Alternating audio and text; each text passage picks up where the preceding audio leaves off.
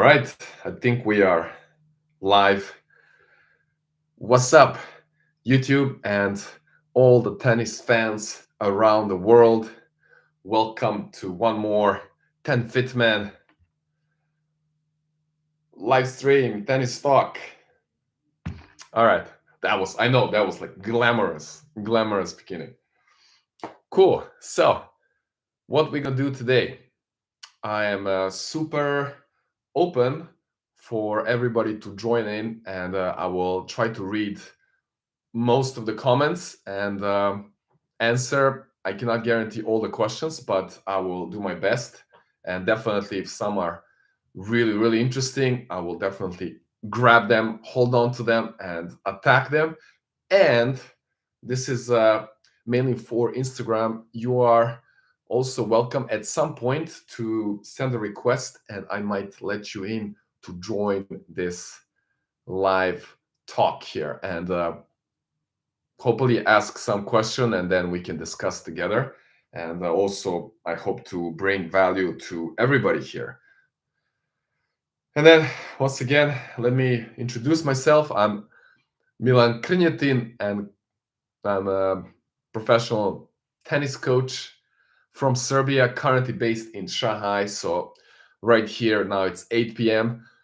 First of all, let's kind of get to know each other, because I kind of feel we will not have too many participants, because nowadays people really don't have much patience. They might just join in to see, peek what's happening, and then they just like move on with their day. But yeah, let me know where you are from, where you are at, and any tennis thoughts, any tennis questions.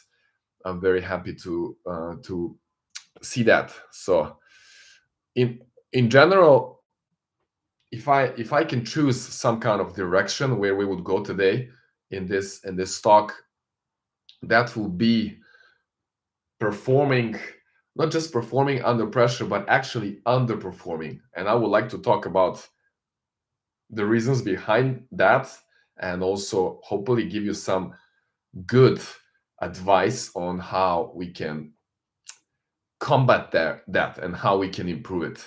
Hello, Brazil. What's happening there? We have a comment on YouTube, so let me read that for you from Mad Bad Trad. Mad Bad Trad. Greetings, love your channel. Your serve videos are superb. One thing I wonder about: how did Federer seem to have the same toss for the slice flat as for the kick? It looks the magic. Great question / point. That's very well observed, and it's one of his biggest assets, I would say, on the serve, because his serve is not the fastest. We all know that, but it's one of the most precise serves, and not just precise, it's also very difficult to read and to disguise. And that is exactly because of the toss. How is that possible? The guy is just genius. There's no other answer. I'm kidding. Well, you can definitely practice, and this is something I always tell my players, and I also encourage this in some of the videos that I have about the serve. Try to, when you practice, try to get that toss in the kind of position, in the place where you are able to hit different serves. It's very difficult though to go all the way and extreme and hit the kick serves. Usually the kick requires more extreme toss to the left side if we are right-handed, so the toss has to be there. But the point here is, I would say, find the placement of the toss that is somewhere in between, possibly, because if you find the middle ground between those extremes, you will be able to maneuver the racket in such way to create different rotations. But this is obviously very advanced. I hope that gives you some idea. Thanks for the question. I would like to move on. Let's see. I didn't read on Instagram. Looking forward to some tennis sessions with you, hopefully this summer. Wow. Yeah, summer is coming. Kraljevo, Serbia. Yes. Idemo. Hi from Guangzhou. Hello, Steffi. How is in Guangzhou? Okay. So we have, this is enough for me, guys. I just see we have worldwide audience. That's amazing. This is what the internet makes so special, right? Brings us all together. And I don't know what you're doing, what's the time there, but here, as I said, it's 8 p.m. Thursday night. What can you do? I mean, in Shanghai, you can do so many things, like in any big city. But this is my choice for today, and I kind of hope I can do these live sessions every week. So I would like to turn this into a routine, or not routine. Well, maybe routine, but like a very happy ritual. And I would like to keep it, and also you guys can count on it in most of the cases, unless I do some traveling and the schedule is changing. Yeah, so that's it. My main struggle is the serve, as you are suggesting the toss. Okay, that was related to the previous question. Let's see if we have something else. Brazil here, congrats. You're loved and respected from all around the world and doing some great work. Thank you so much. Really appreciate that. Means a lot. Louisiana King. Hello, thank you from Atlanta, Georgia. Hello, US. You helped me to advance my game and get back into it after injury. Wow, that sounds amazing, and I can so much relate to that. Thank you for sharing. We all know, like, injuries in sports, it's by far the most difficult thing, because you work so hard to get to a certain shape and to reach certain level, and then the injury just kind of crushes you down, like pushes you on the ground, on your knees. Been there. So it's very, very difficult. I'm very happy to hear that you recovered and that you even advanced. So hopefully we get smarter after injuries. So this is another thing. The way I kind of think that we should look at these difficult times as a sign, or as an opportunity to definitely improve things, to be smarter the way we train. So we are able to make adjustments and grow in terms of the way we operate, so we can do things with more care. In my case, trying to take care of my body more now. So yeah, that's just kind of expanding on that question or the message. What else here from Lucas? Thank you, Milan, for your love for tennis and for inspiring people all over the world to play tennis. Yes, some comments I really like so much, and then I take a screenshot. That was very nice. You're cool. Keep up the good work. Respect from Ukraine. Wow, thanks so much, Lucas. Lucas, yeah, I think Lucas. Really appreciate it. And what can I say? I can imagine the things are really difficult back there, but I hope you stay strong and you will make it through. Tennis keeps us all together and makes us happy. So let's just stick to that topic. I don't want to go beyond that. Ronio, 1 p.m. here. 1 p.m. That means it's somewhere more east, I would say, more ahead. Just finished and won doubles match. Congrats.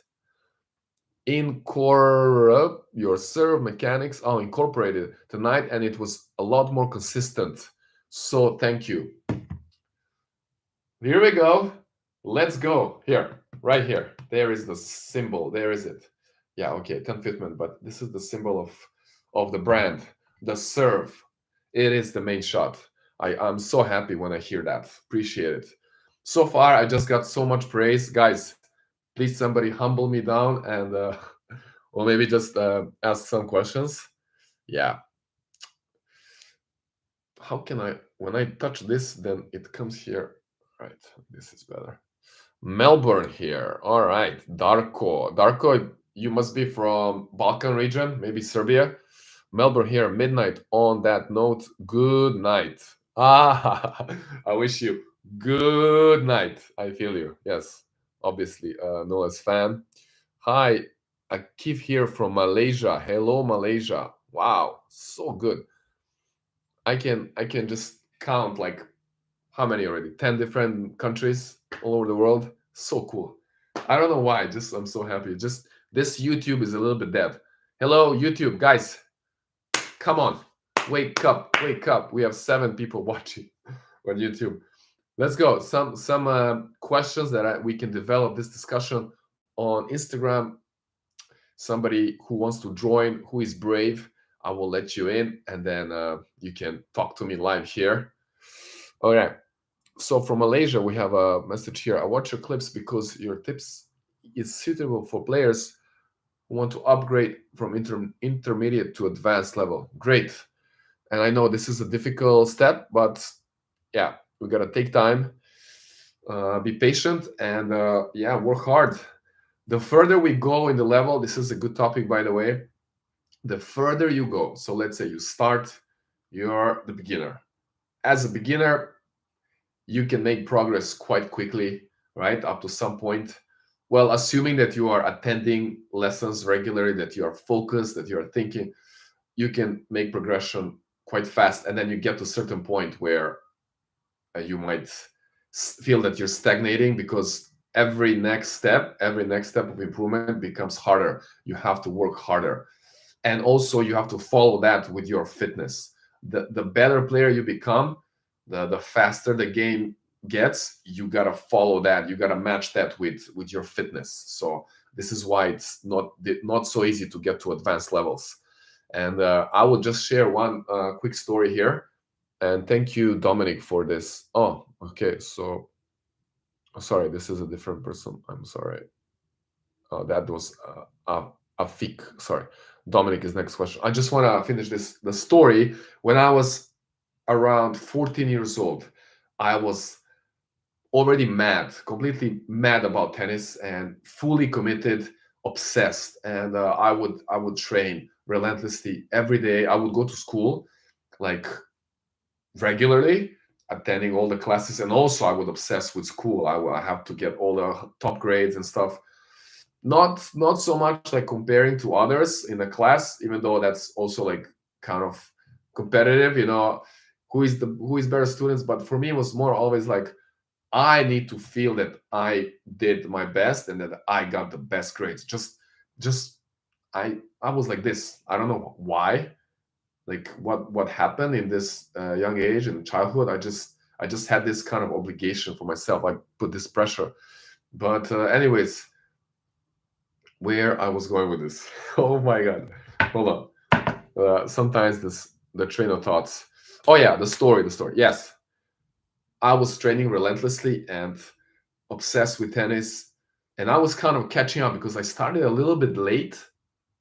My tennis journey started maybe a year or two later than other peers. So when I was there in these programs at the age of 10, I think, and then 11, I was catching up. This was already 14, 13, 14, kind of caught up. And then I kind of caught up and maybe started to how to say, surpass some of the peers that were behind me. But then I was reaching the very top of the in the country of the age group, right? But then when you get to this top, those top players are like 2 3 guys. They were just like so good. And I remember, even though I trained so hard, like I said, every free hour I would spend on tennis courts. I would go to the tennis club, even though it was not so easy to book the courts, especially in wintertime. We will have limited access, but I would go there and I would just wait for the chance. If somebody maybe doesn't come, I would just jump on the court, or I would find some wall.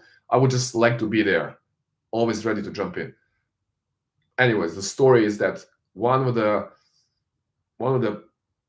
individuals who was running the club, I think he was one of maybe the main guy, the manager, not the owner, the manager of the club, and he would spend there the whole time in the tennis club. His daughter also used to play tennis, so he was quite involved, and he knew all the tennis world and stuff.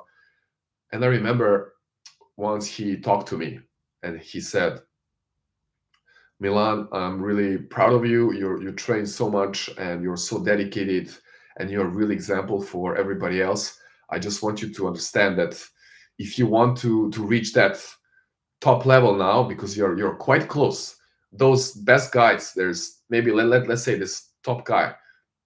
By the way, this is the time under 14, where Djokovic, we are the same age, he was not in this top three. I'm talking about the top guys, and imagine this: Djokovic was not in this top three. This was 1 year generation older than him, but still kind of there. So these top guys, and this manager, this man that I highly respected his opinions. He said, if you want to get to this level where it's this top guy, now you're close, you're getting there. To to make this improvement of whatever, maybe 5%, not even 10, 5%, you have to work 10 times more. And it's gonna take much longer than any like previous periods where you're catching up. This little difference is gonna be the hardest. And that's gonna be the biggest challenge. So I remember this. It kind of stuck in my head, and I knew it's gonna be tough. And I was always trying, I was always going for that.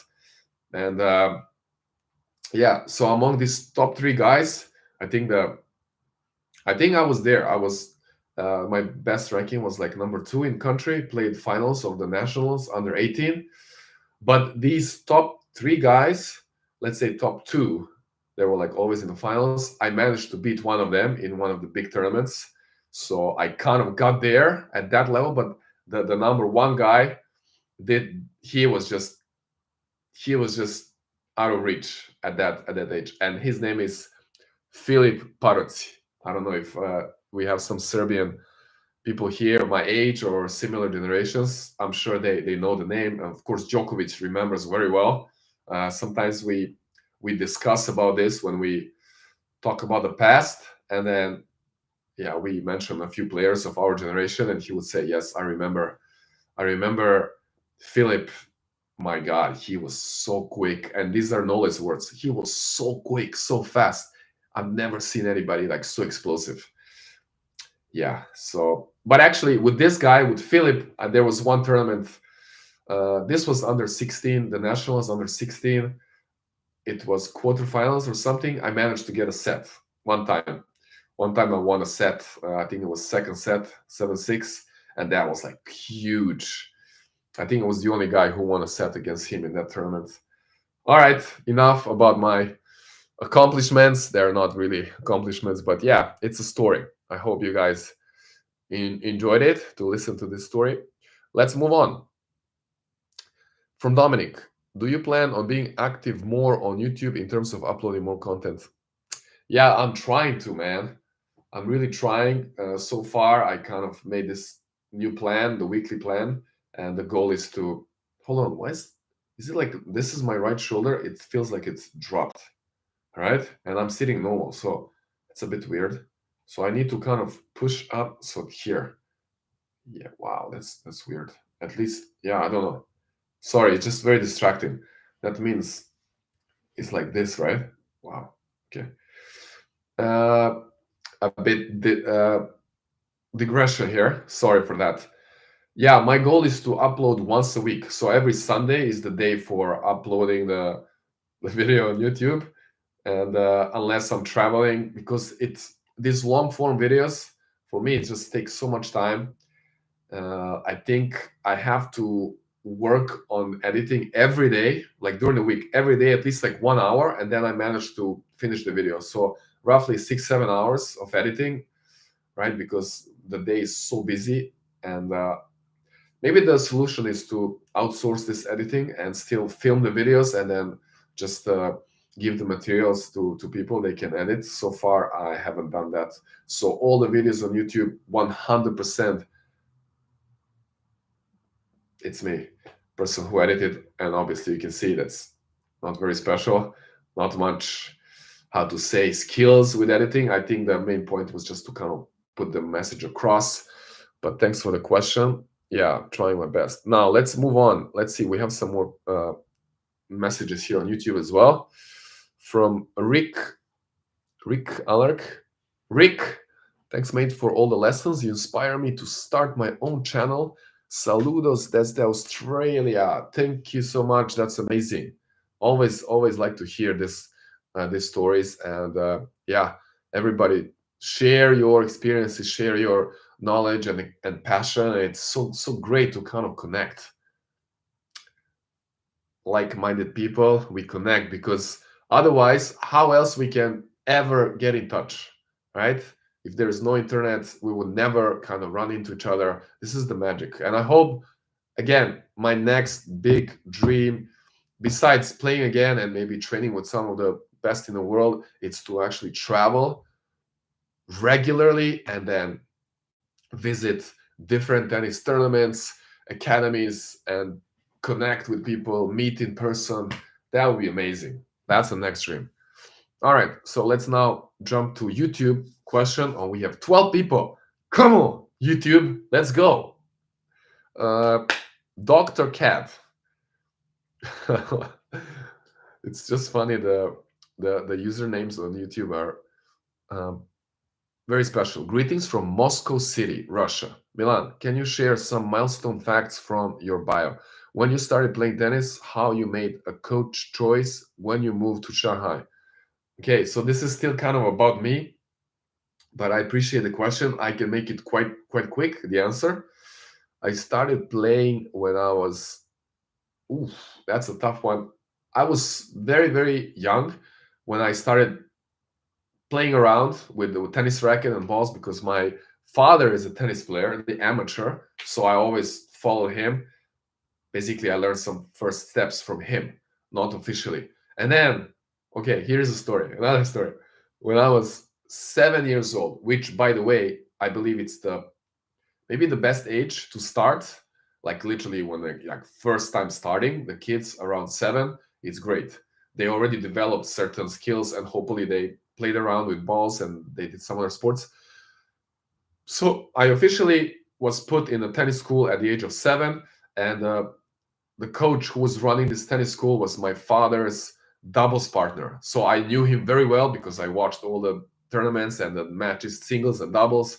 So at this early age, when I was 7, I was like, so proud, and I would think I'm the man because I know the coach. So in some of these sessions, I was acting a little bit, I don't know what's the word, immature, obviously, at the age of 7, immature, and kind of acting I'm a special, so I can do some funny stuff. And then what happened after, I think, a couple of months, the coach talked to my dad and he said, I think your boy's not serious yet. Maybe wait, maybe let him play around, and after a year or something, you can consider again. And then I think for the second time I enrolled in school, and it was around 9. I was 9 years old when I rejoined this, and then I literally killed it. I was ready. It was a good step, even though I was a bit behind there.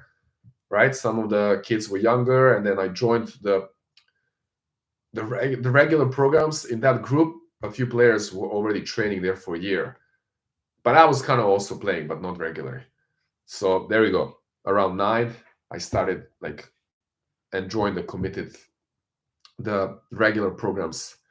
And then, how did you make a coach choice? Yes, this was around 2011 now, because this is still during the period when I was playing the futures, and I was doing all the things on my own, traveling by myself, coaching myself, and paying for myself, and obviously running out of funds when you play futures. It's just right when you play main draw, you win a match, and you get this ATP points. What can you do with the prize money? You pay for your hostel and maybe for your transportation and stuff. Zero income. It's just like keep spending money there. And I had to start coaching on the side or doing some hitting sessions in my hometown to earn something so that I can pay for my travels. And that's where it started. And then yeah, then the Shanghai, it was very random. My friend asked me, would I like to try and to take this?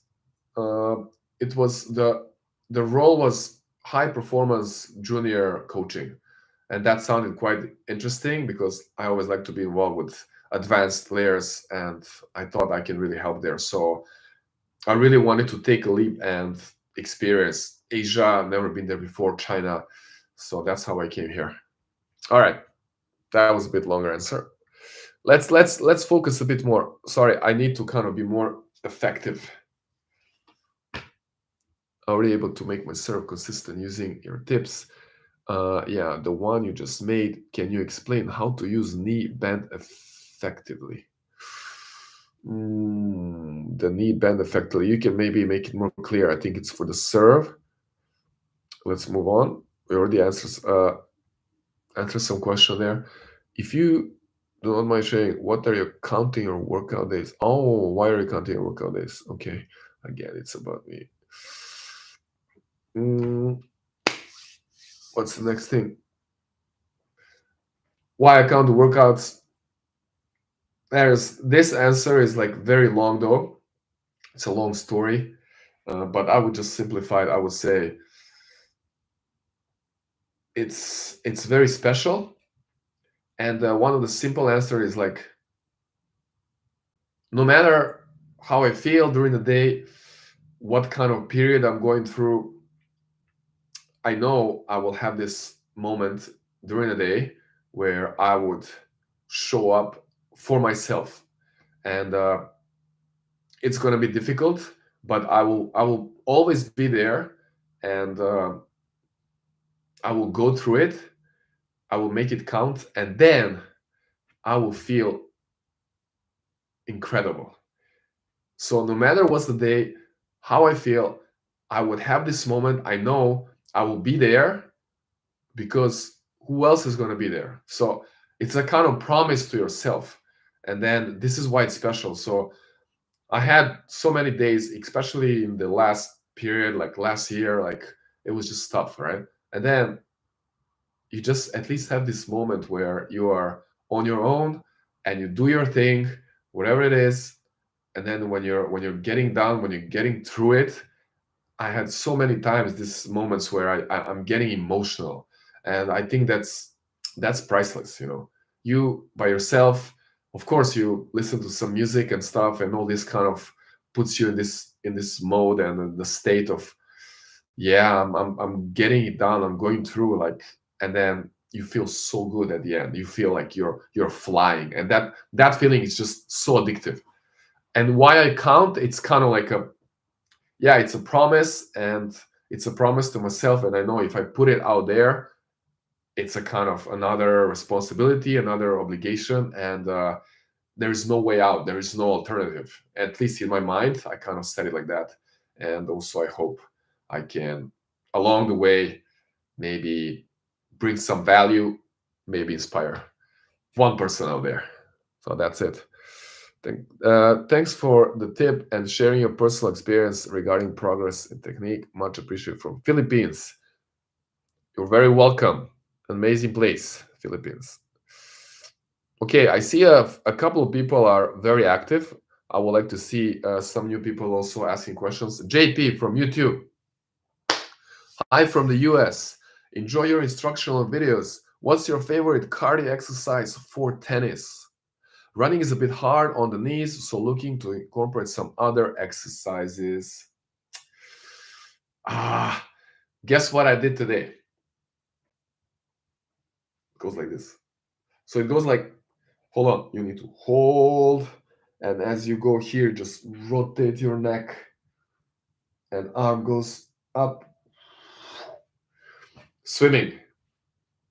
I did today mix between breaststroke and freestyle. So this is something I'm kind of also implementing in my weekly schedule. So this is one of the weekly workouts now.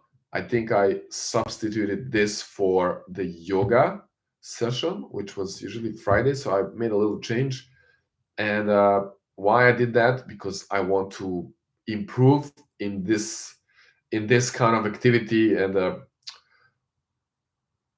in the sport where I was not that good at. And also, of course, I heard swimming is so good for your body. It's a totally different type of exercise, and for your back. I had issues with my low back, and recently with the knee. So there was a lot of factors that kind of influenced this decision.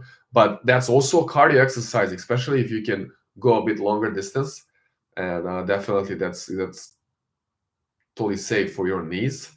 Other than that, bike bike is great. You can do bike for cardio exercise. So I hope that helps, JP. He also asks, do you prefer the modern forehand like Federer or the next gen forehand that we are seeing in the new crop of young players? Great question. I don't have a favorite one. It's for me the best forehand is the one that fits you the best, that fits you the most. You specifically, JP and everybody else, you, and you. So the best forehand is when you kind of explore and develop something that's uniquely yours, but at the same time you still keep the all the essential parts of the stroke, which means like having the full coil, right? Making sure you coil, you have the body, making sure you can engage the all the mechanics of the racket leg, and then you can accomplish the maximum racket speed at the contact point, and you're stable, all this, but you develop your own way, your own magical shot. And here's another little story here. This is so good. Basically, every question I can kind of deviate and go into a story. I had a lesson with one of the kids. Is one of my favorite players. He's now around 10. I'm so bad with this age and these kids. It's just you can never tell, At least maybe because I'm not a parent yet. It's so hard. Although I'm an uncle, maybe I should be able to judge better, estimate. It's so tough to judge the age, But so let's say this boy around 10, and we have our regular sessions, and we worked a lot on the serve this past summer, and then now we just still continue with that. He improved so much. I'm so proud of him. He was committed and he was listening, and I had this one time, this specific lesson where we were doing some maybe new stuff. I was teaching him maybe also some drop shot or the slice, at this young age. And about the serve, I was telling him some special details there and tips, and then I kind of got this. I don't know where it came from. I just got this idea that I want to tell him, listen, David is his name. Imagine, oh, because what kind of caused this idea? Because he was doing some exercise or trying to apply some tips, and then he would make mistakes, and then he would get a little bit down, and I understand that. I can relate. When I remember and the coach is telling you something to change, you just hate that. I just hate to make change because it's just awkward. I don't like it. I want to feel comfortable. I want to really feel that the swing, the turn. I want to feel the ball, right? Anyways, I told him, hey man, listen, try to imagine this. You are in this tennis lab. We are now in the lab, in the laboratory. Laboratory. I don't know how to pronounce lab, right? And we are experimenting here. We are the very special tennis scientists. And I literally went on and I did this kind of talk, and I was like, wow, this is so. And then I was like, I wanted to see if it works for him. Would he like it? And he was like, he started smiling. This is something we should try to do more with kids. Always tell a story and try to twist a bit the reality, make it a bit more playful. But I think the concept is so good. So my point here, and this goes for everybody else, not just for 10-year-old kids. Imagine you are in a tennis lab and you're a scientist, and then you are working on discovering your special equation or formula of your perfect, close to perfect shots. And then in this case, JP, we talk about the forehand. So you are discovering your own special formula for the forehand. And then it's going to have some main elements, main molecules. I forgot a bit about the chemistry. You have those big ones, molecules. Molecules consist of atoms. And then you can add a few atoms, whatever, and find this perfect either formula or equation. And if it doesn't work out, good, doesn't matter. You learn something new there, and then you try a different one, right? So you experiment. The point is like not to get down when you're trying new things, and then just be flexible and enjoy this. It's kind of a fun process being in the lab and then working out this, juggling with the different elements, and see what you can get. All right, Rob, how to work in spacing with two-handed backhand? I like some of you guys, the questions are so on point, and I can immediately understand, relate to it, because I also had this difficulty. I don't want to say like the problem, it's just a difficulty. Sometimes it's less natural for some reason on the back end, and I think it's also related with the two hands.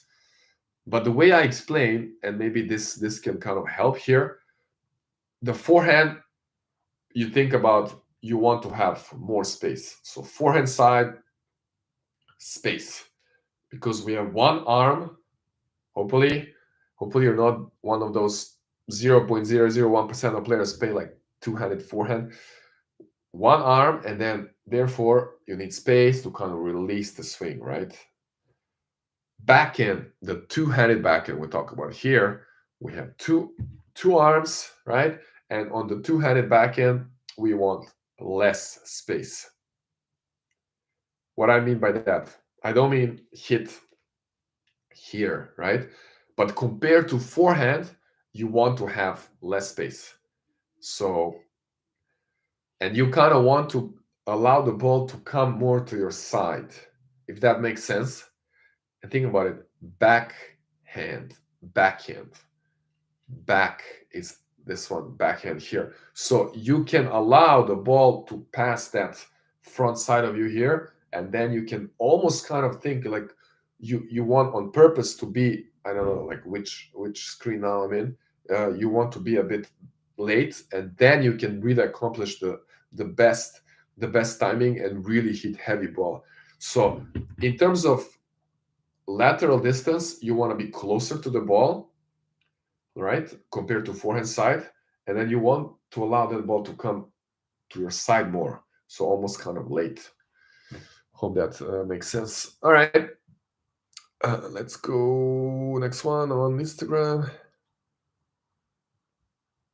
What are the best ways to anticipate the opponent's next hit? Thank you.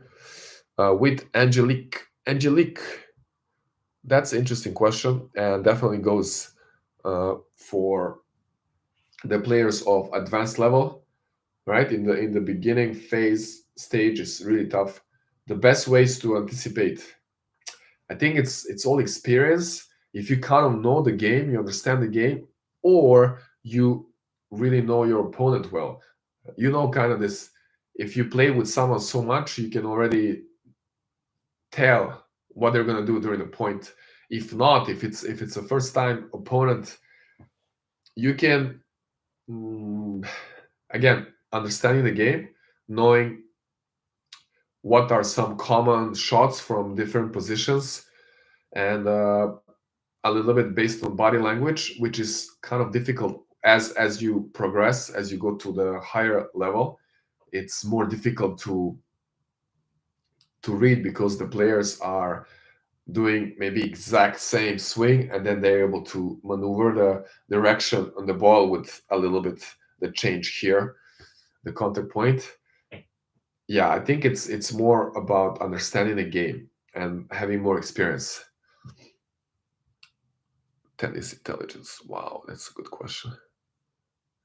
I think that's similar, right? The tennis intelligence is just comes with playing, comes with always strategizing and seeing how can you attack opponents' weaknesses.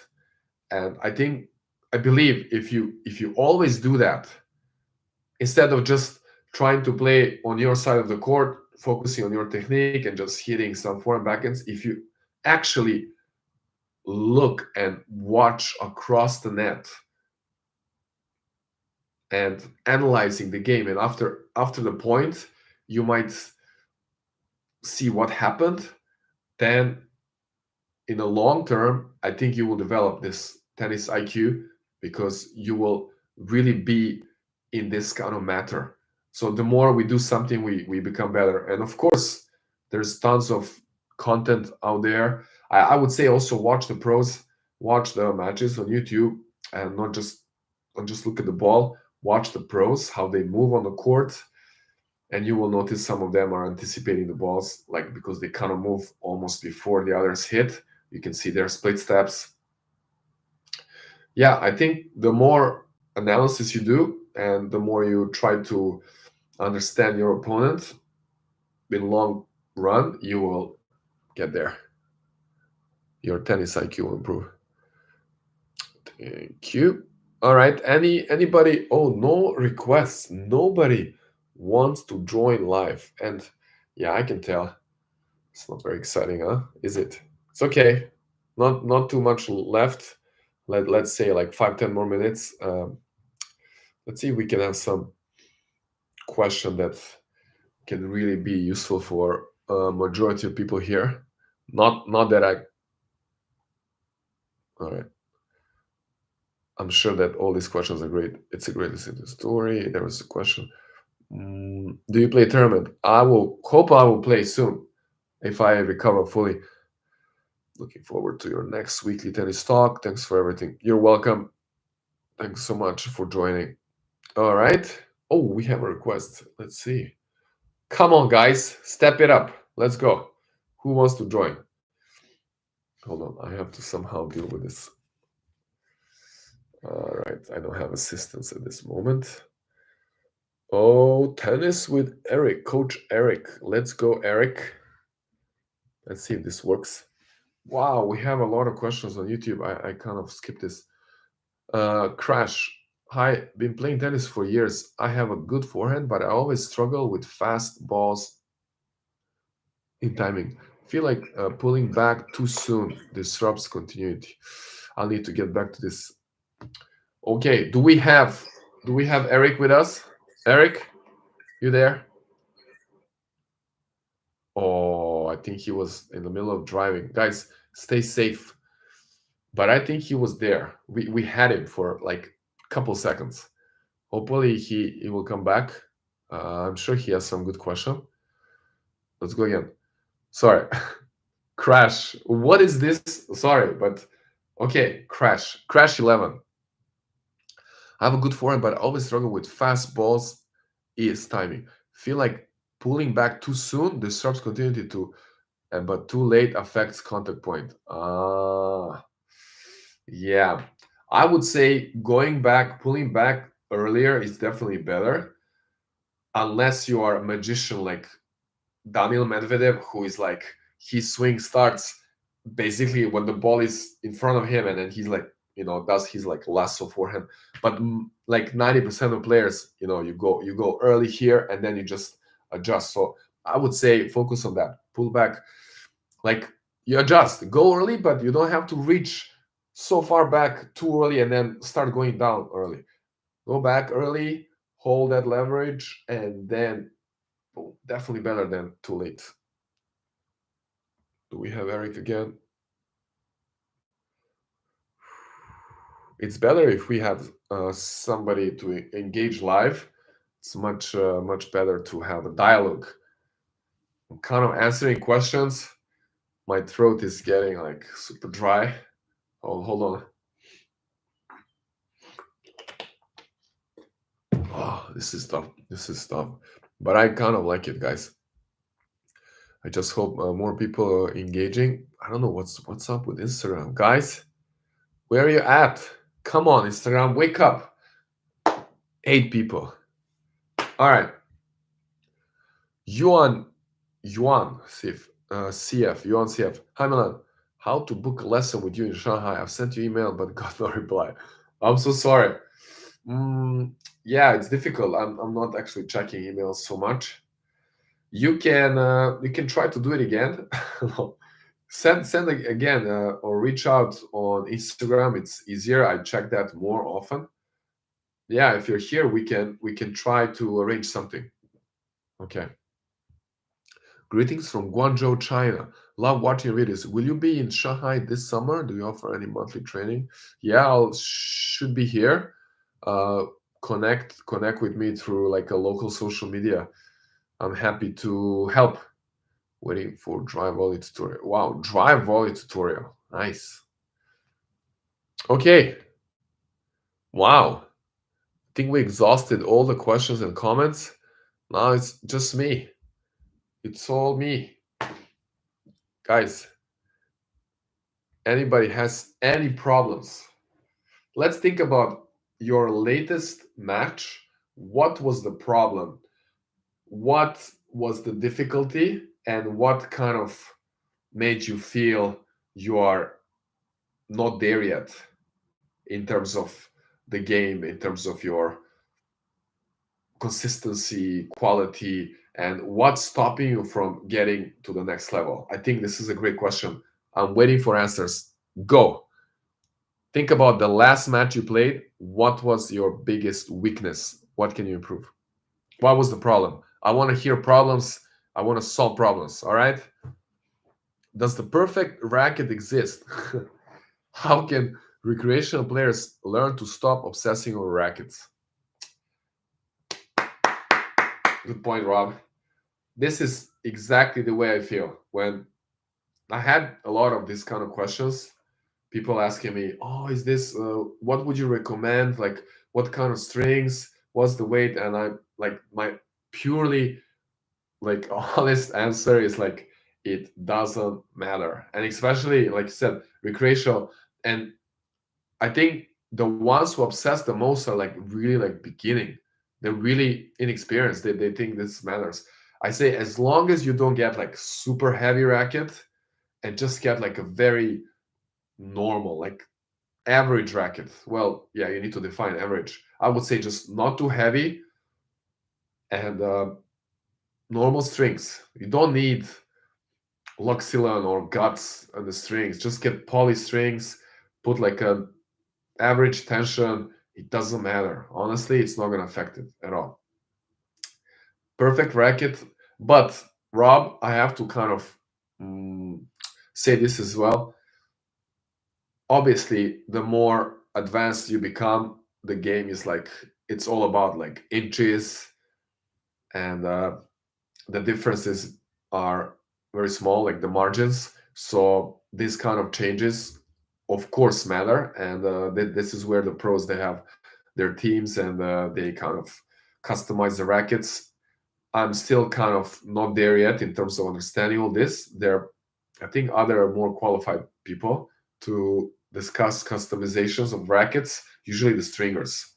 But yeah, I think that's what I would say about that. Pavel Smirnov, hello from Moscow. Hello, wow, the second person from Russia.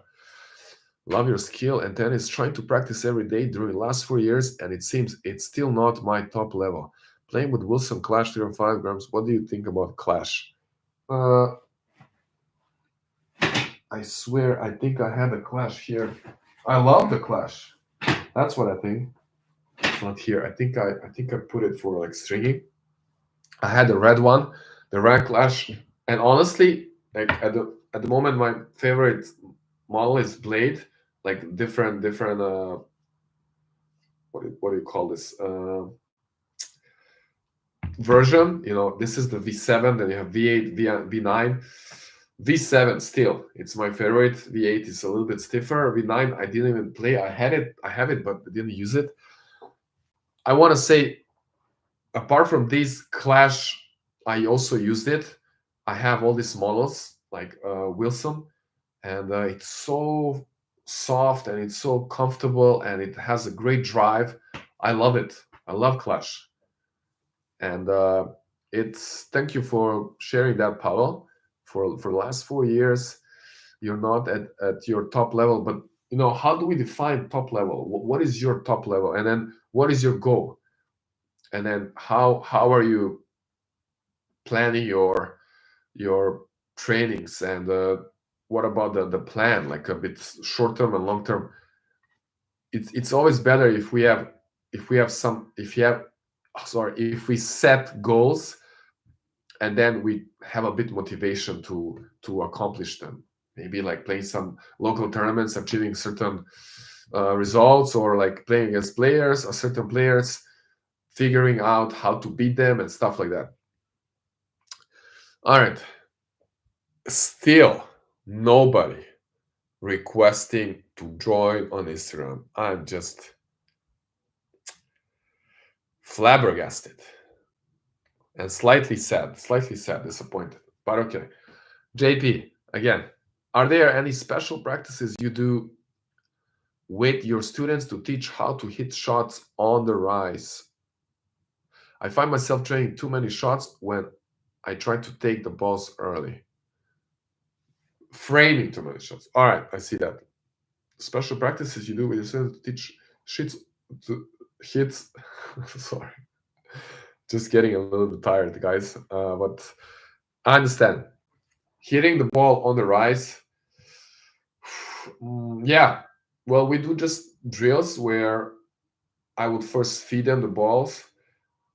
Like I would stay closer to them. I would toss the ball a bit higher, and I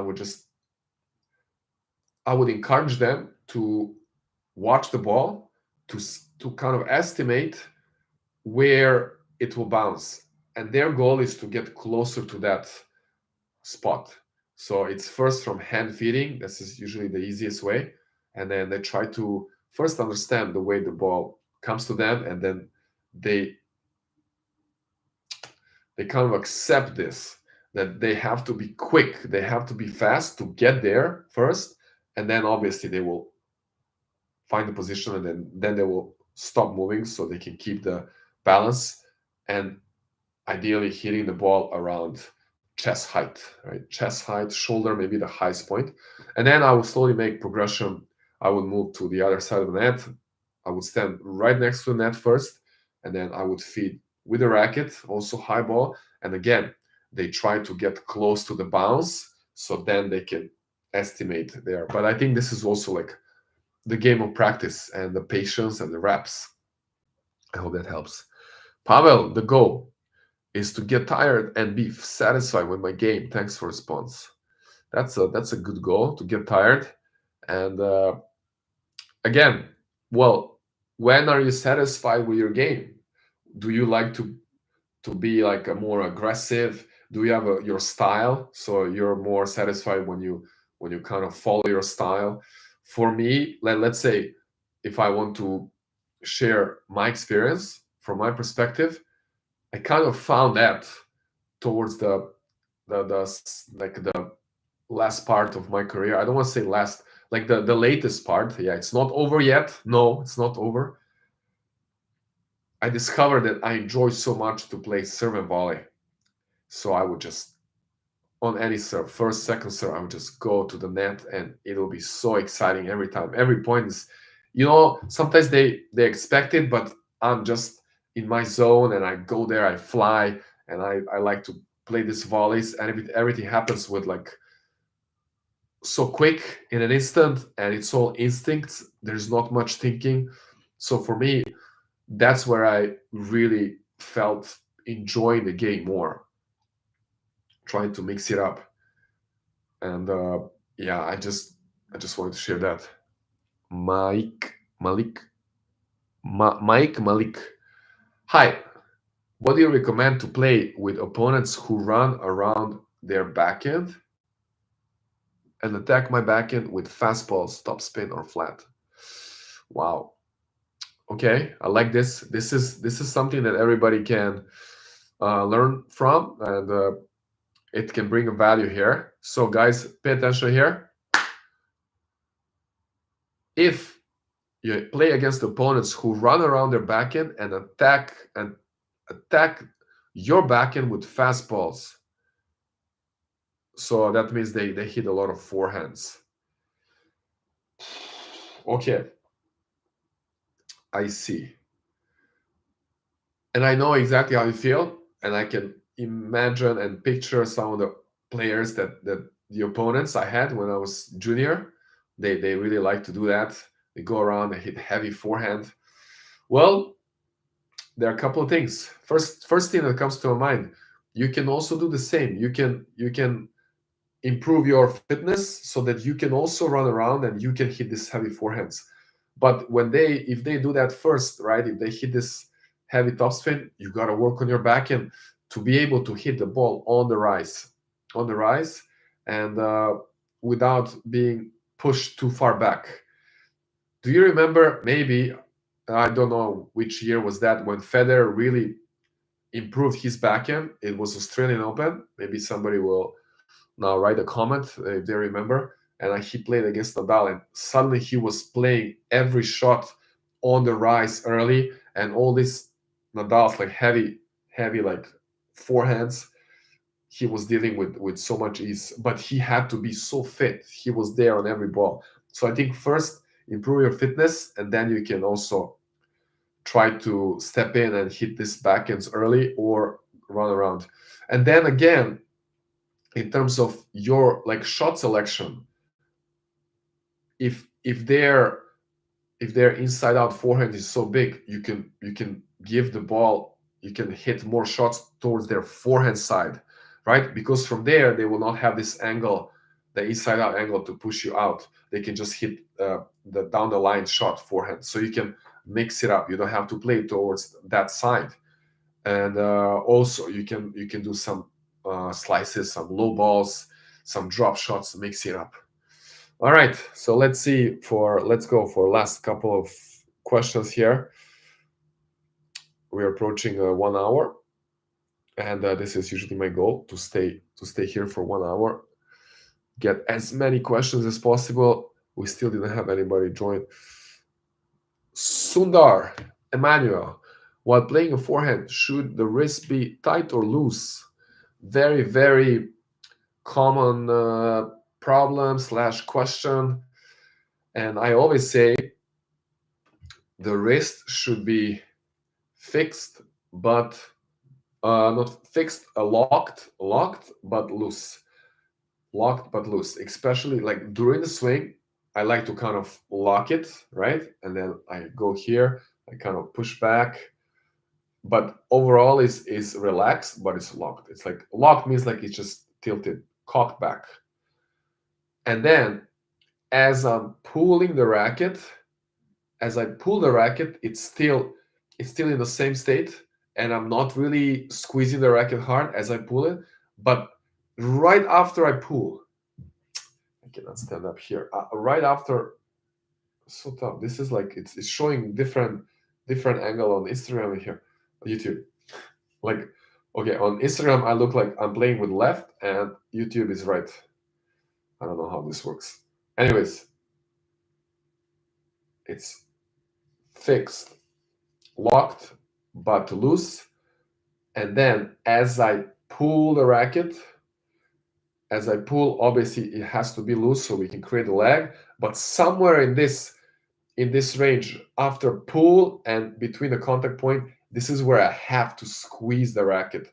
Otherwise, it will not be stable at the contact point. So I kind of squeeze it so it's firm at the contact point. There should be no movement, right?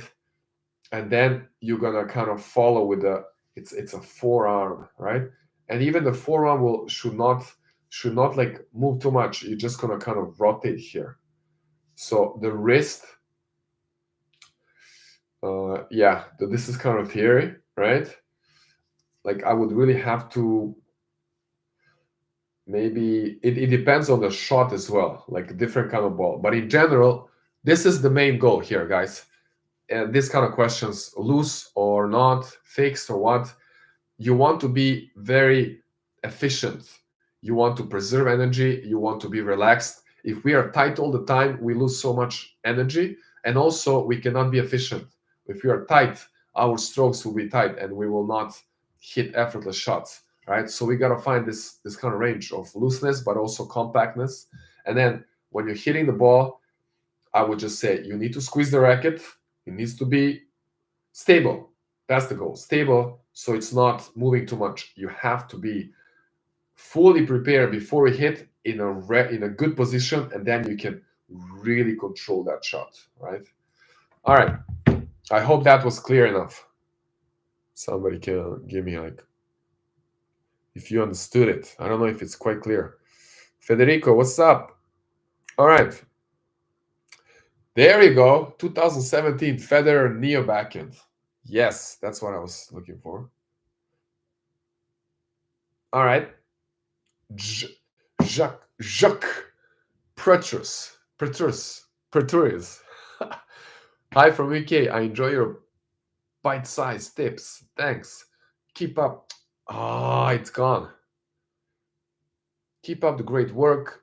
I tend to frame the ball a lot when trying to hit a defensive cross-court forehand when tuning wide to the forehand side. Running, okay, not to running wide. Okay, so framing it when you're defending on the run. Whew, all right. I can kind of picture this, but you can help me. Like, do you maybe know where you hit this frame, which part of the racket? All right. I would say if it's lower frame, right? If it's here, that's usually because you are kind of leaning back, and I can imagine defensive shot, right? You're running and you're in this trouble, and you're also a bit losing balance. You're going back, and then you want to defend. So you're first of all leaning back, and then also you're trying to like just brush the ball up, and then there's too much movement across rather than they're in the direction of the ball. So that could be one reason if you're hitting here. Second is it could be the frame on the far side here, right?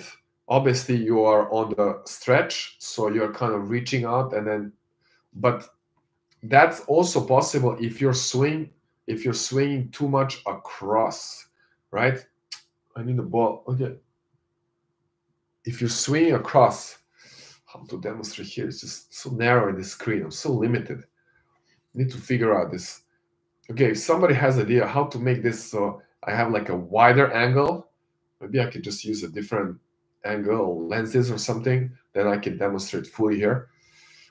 If your racket is moving, so you're on a stretch and you're moving your racket just like across too much, across, right? You're really risking a lot to kind of to miss hit because racket is moving across, not towards the target, but it's moving across, right? And then look, and then it's gonna hit with the frame. Does that make sense? If this ball is coming, let me see what's the best angle. Okay, it's coming like this, right? And then what you want to do is to move the racket exactly in the direction where the ball is coming from. This is the safest shot. So this would be my advice right here. I'm literally now figuring it out on the spot. This is why I like this. Give me a problem, we're going to solve it. Next time you have this ball, it's coming from this direction. Focus whatever your position is. When you swing towards the ball, you want to swing exactly, your racket wants to go, you want it to go directly towards the ball and then in the direction where the ball is coming from. So you want to go further through the ball in the same direction without like kind of brushing it early and moving the racket across, right? And that happens if you like overturn. So in the direction of the ball. This is why the best and the safest shots are always, not usually, always the ones where you don't change the direction of the ball. Don't change. And then you just play in the same direction. How? Again, as I said, you move your racket directly towards the ball and you follow the same path or the trajectory where the ball is coming from. I guarantee you're going to hit less frames. All right. Wow. Wow, that was great. This is what I like. Guys, please don't hesitate. Well, now we are kind of out of time for next time. I will announce this earlier. Prepare some good questions, problems. Write down your problems. Next time, when you play match, when you train, man, this low ball on the backhand side, like it gives me headaches, or I don't know how to finish this volley. Whatever happens, here is my recommendation or a tip, advice. The moment you have this kind of problem, write it down. Like later when you sit down, and I hope you can remember, oh yes, Milan said, let me write this down. Write down the problem, and then next time you send it here. You send this problem, share it with us. We're gonna tackle the problem here. Also, you're welcome to send me a private message. If I have time, I can check it out. But I would like to discuss this here live. That's great. Then we can really do great stuff here because we are actually solving the real problems that happen, and I'm sure a lot of players can relate to that. So that's it. Next time when you play, write down all the difficulties and the puzzles you couldn't solve. Write them down and let's solve them together here right now. I think we solved a few today. So that's the point here. That's the goal. Amazing. Text mate, got you. Really appreciate. Yes, you see. So no. Sorry. I don't want to remove you. Love to play with you. Yes. Anybody who is in Shanghai, say hi, and then we can maybe sometimes meet up. We will arrange some TENFITMEN workshops. Oh yeah, by the way, I think I will take a couple of minutes here just to say a few things. Appreciate all the questions. Okay, we have another question. For more depth on one-handed backhand, try to follow what I just talked about.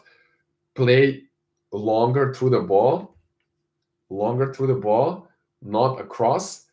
Wherever you want to play, try to go longer through, right? And always aim higher above the net, 1 meters or 1 meter or 1.5 meter above the net, and give some shape. And in the practice, aim always, guys. This is great advice here. When you practice in the training, aim at the baseline. Literally, focus intentionally to hit shots. They're not just passing the service line, but you aim at the baseline. You're gonna miss long. That's great. Just get yourself in a habit to hit these long shots. Trust me on this. And then you're gonna get so much better with that. And then in a match, you will be able to intentionally hit deeper ball, but you have to hit like thousands of these shots. Okay, thanks for that question. Makes sense. Okay, I got that. Makes sense. Thank you. Good. My problem. Service pronation. Okay. Thank you, sir. Oh, I have a question about who's the best player under 10 in my hometown. I have no idea. I don't know any player there.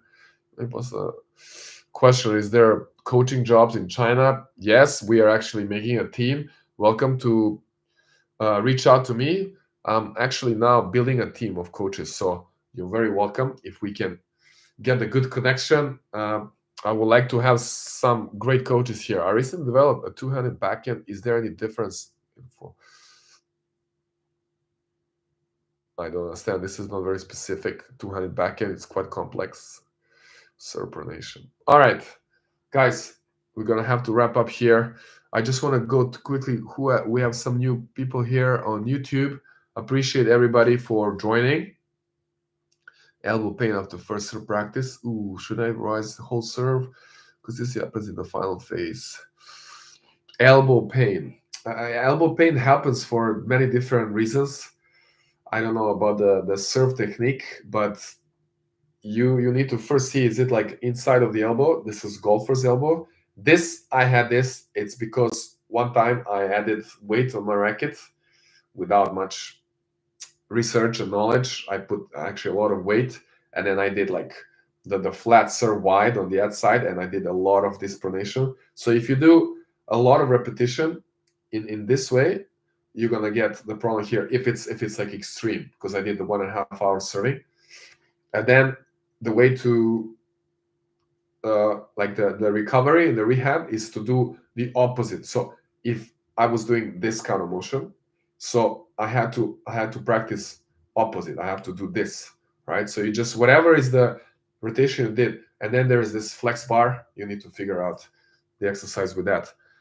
So I'm not sure if you have that or outside of the elbow. This is tennis elbow, and this comes from the opposite direction, right? So I was doing this. So tennis elbow comes from doing too much of something this, right? So I don't know if your serve depends where is the pain. I suggest you definitely consult the experts, physio and stuff. But yeah, be careful with that, guys. Injuries, we gotta be careful here. Take care of your body. I wanna say thank you for all your lessons. They really helped me. You're welcome. Very welcome. And I'm so happy to hear this, that it helps. It really, really motivates me to make more content. And I always ask you guys, I don't ask for much, just for any feedback. And sometimes I make this poll on Instagram if you have any suggestions for the new videos. And this is okay, this is my ask about the podcast.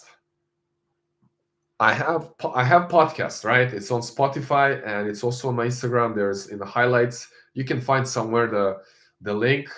And I'm kind of disappointed because I do believe that these episodes, the podcast that I'm kind of making, are really useful and they're not too long. Okay, I'm going to tell you. The last one from 2 days ago, 17 minutes.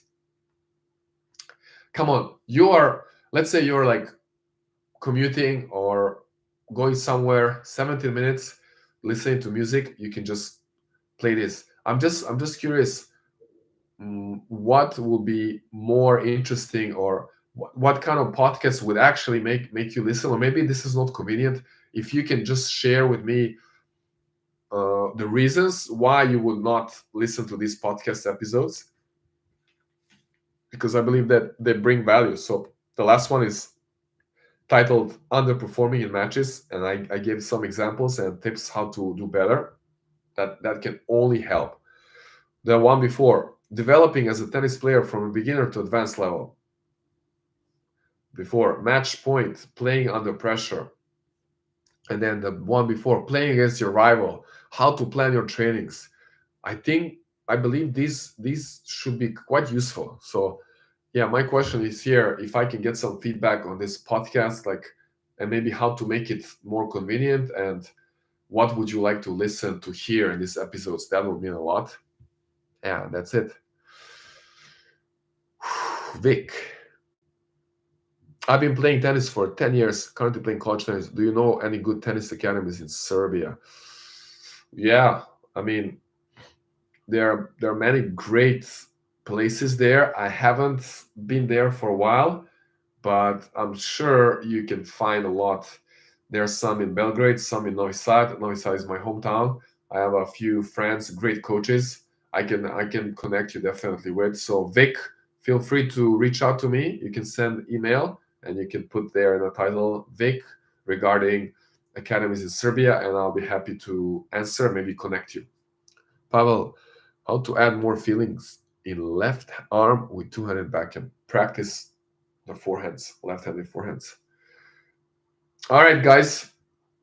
Are we there? Are we there yet? Oh God, we have another one here. All right. Cole, I just want to go through this. How do you stop the wrist snapping on serve, avoiding flexion which damage my wrist? Sure that the motion is mostly pronation. So you're doing like badminton, right? Probably this. So you gotta focus on full pronation. Bam, bam. I'm sure you watched a lot of videos about how you can practice pronation. It's like giving a high five, standing on the fence, next to fence, or trying to do this. I think you can try to imagine the racket is even heavier, and then there's no way to maneuver it like this.